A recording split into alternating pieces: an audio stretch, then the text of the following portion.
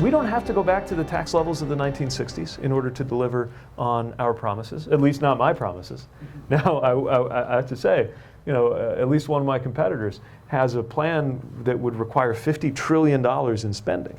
That's much bigger than the entire U.S. economy. And at a certain point, you have to look at how that's going to be paid for. So I think we have a responsibility to talk about taxes, but I'm not interested in creating a tax just because. I want to make sure that we turn the dial to make sure that what we are spending and what we are raising add up. And this is how you think of the world when you're a mayor. Kind of like when you're a business owner looking at a balance sheet. You have to. I don't get to print money, right? I don't get to have City of South Bend currency if the budget's not adding up. You got to make it add up. We do our budget in cash. And I think we need a little more of that mentality to dealing with the campaign promises. Yeah, I fear that people think that we're playing Monopoly. Like, there's a deficit. Like, it is growing. Yeah. Somebody's going to have to pay that. Yeah, exactly. But it doesn't seem like that's a big subject on the campaign trail. Yeah.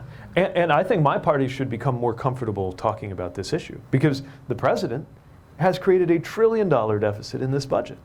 And I'm old enough to remember when Republicans in Washington really focused on this issue, but in practice, it's not actually happened in my lifetime under presidents of the party that talks about the debt. So let's not be afraid to talk about it. I think my party's got a better track record. Now we got to go out there and demonstrate what it means to have a responsible budget. How do you feel your relationship is with the Latino community? Well, I am so thrilled, first of all, to be engaging with the Latino community here in Nevada. It connects through to the Latino community in my own city. Here's what I see. I see a level of political power that is in the process of awakening right now and can change the course of our country. I also see a very internally diverse community. Look, the Latino community includes everybody from fourth generation Americans to mixed status families to dreamers, Puerto Ricans who are U.S. citizens. Immigration is not the thing that's affecting them the most, but they're absolutely affected by the second-class citizenship of Puerto Rico, which is totally different from the experience of a TPS holder from Venezuela who is here because of the political turmoil and fleeing the dictatorship there and is looking at what we're going to do in terms of our policy toward refugees. It's very different from what's impacting a lot of Mexican families. So let's recognize the diversity within the Latino community. But it is also a community that I feel attached to because of what it has meant in my own unlikely Indiana hometown story. And I should say that, of course, I am, in all humility, seeking to earn the support of Latino voters here in Nevada. Y habla español, habla español. Sí, bastante bien. Me he olvidado de mucho, pero podemos tratar. Tell everyone why they should vote for you. Why do you want to be president? Yeah. So I'm asking for your vote because I believe the presidency has a purpose. And the purpose of the presidency is not the glorification of the president. It is the unification and the empowerment of the American people to tackle these big issues that we have been talking about, from healthcare to education to creating economic security and economic empowerment in the future.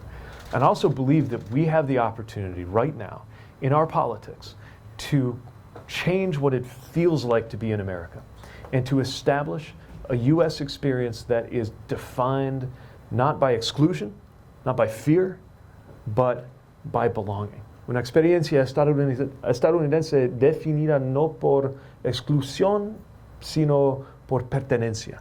Ese sentido de pertenencia es tan importante para establecer una vida segura en los Estados Unidos. We have got to answer this moment of fear and division and cruelty with a better life.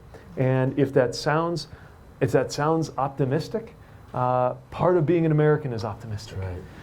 Is optimism and an insistence to actually make it so. Of course it won't get better on its own, but that's why we have this process. And that is the power that is in the hands of voters and of caucus goers right now. And I believe Nevada could send a powerful message that would be seen around the country by embracing a different and better kind of politics. Well, I think you just got closer to not only the Latino community, but the whole community at large. Yeah. If you wouldn't mind, I'd like to give you an LCC pin, the Latin Chamber of Commerce. Fantastic. One I'm wearing, I want to put it on you. Thank you very much. Fantastic. You're now a member. You're now a member of the Latin Chamber of Commerce. Wonderful. Thank you so much. That was good. Thank you. Latinos we have. Thank you give very an much. applause. Thank you.